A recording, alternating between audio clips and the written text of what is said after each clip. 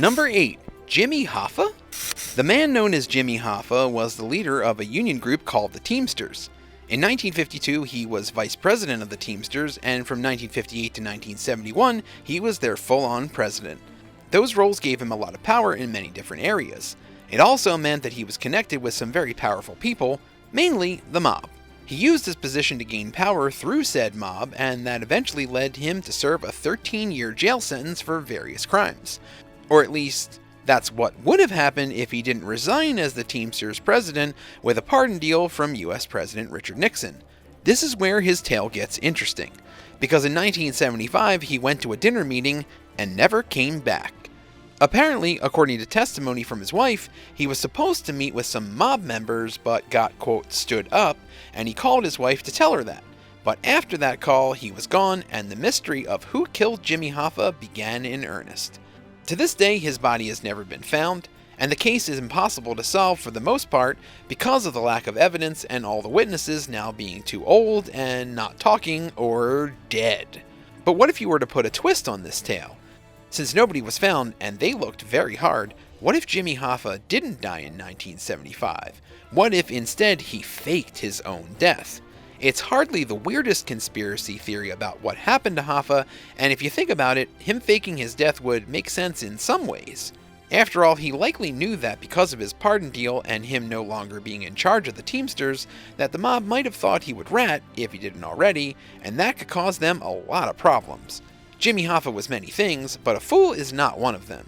So perhaps, as part of that pardon deal from Nixon, he agreed to offer information on the mob. But on that night, he could tell that things were going south, so he called in his federal contacts to get him out before things went even further south. This may sound convoluted, and there are some theories out there that it was actually the government who killed Hoffa, but if you think about it, the government had plenty of reasons to keep Hoffa alive, and being in witness protection would have ensured his safety, all the while ensuring that no one saw him again. And to reiterate, his body was never found, so what really happened to Jimmy Hoffa? Number 7. Belleguinness.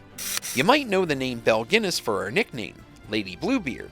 That name is attached to the deaths of between 14 to 40 people, or 40 to 80 people, depending upon who you believe. She was an infamous serial killer, and you'd think that someone like her would be caught and brought to justice.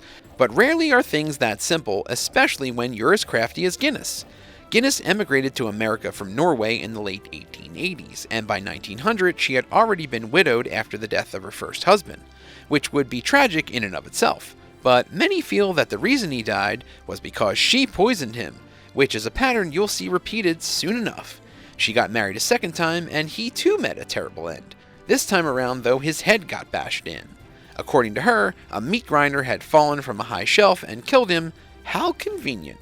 Just as convenient, her children also died, all in mysterious ways, and all while she was within range of them. You'd think that this would break a woman, being that there was so much death in her life, but she managed to get through, mainly because she kept collecting the life insurance policies of the ones who, quote, went away. And that is why people suspect her of so many killings. She was trying to get people killed so she could take their money.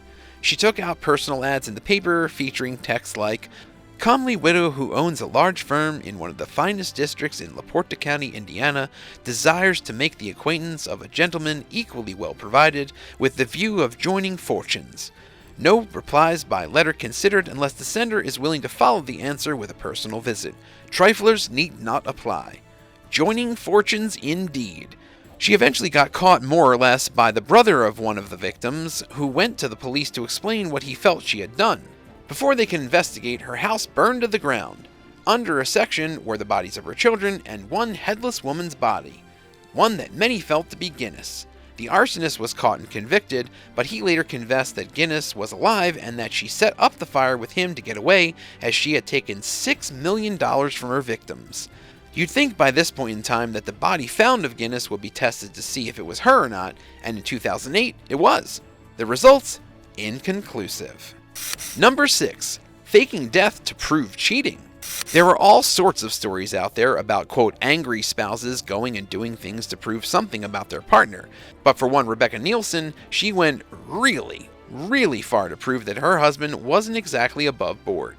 You see, she believed that her husband was cheating on her, and it turns out she was right in making that assumption. So she decided to play a little game with her husband and his mistress by sending a text message to her and letting her know that said husband shot her, Rebecca. The mistress, naturally frazzled, asked if she could call the police, and Rebecca told her to do so. So the police go to the husband's house, and who shows up? Rebecca, phone in hand to let them all know what happened. Oh, and apparently she was also trying to see if the mistress would help, quote, cover up the crime. So, yeah, that happened. People are nuts. What would have been a more simpler way of proving her husband was a cheater? Let me know in the comments below, and if you're liking this video, be sure to give it a like and a subscribe if you haven't already. Number 5. Marion Franklin Rogers. This is the tale of Marion Franklin Rogers, who had quite a journey in life, faking going into the afterlife and then testifying about the death he had, quote, endured. Let's start at the beginning, shall we? He was admitted to the state hospital for nervous diseases in Arkansas, and 3 months after that initiation, he escaped. At the time of his admittance there, he had been married and had 3 children. But for one reason or another, he decided to just leave it all behind so that he could be a drifter. A curious choice, but one that he was confident in for one reason or another. As a drifter, he claimed to be a 22-year-old named Connie Franklin, and he found work cutting timber and doing manual labor on a farm, and on that farm was a young girl he decided to woo. This is where things get really odd. Because one day, the fiancé of, quote, Connie's went to the sheriff and said that Connie had been killed months back and that the killers threatened her if she was to speak. She said that, quote, Connie died a grisly death and that his remains were thrown into a stream, which, if you think about it, is a pretty clean way to get rid of a body considering this was 1929. A trial was held and 4 men were charged with the crime. And then who walks into the courtroom? Marion Franklin Rogers, knowing that he was Connie Franklin. Yep. Things got very weird at that point, and some people admitted that the man before them was Franklin, while others, including the fiancé, refused to acknowledge that it was him. The truth of the case was never fully confirmed one way or another, but the men charged with the crime were set free.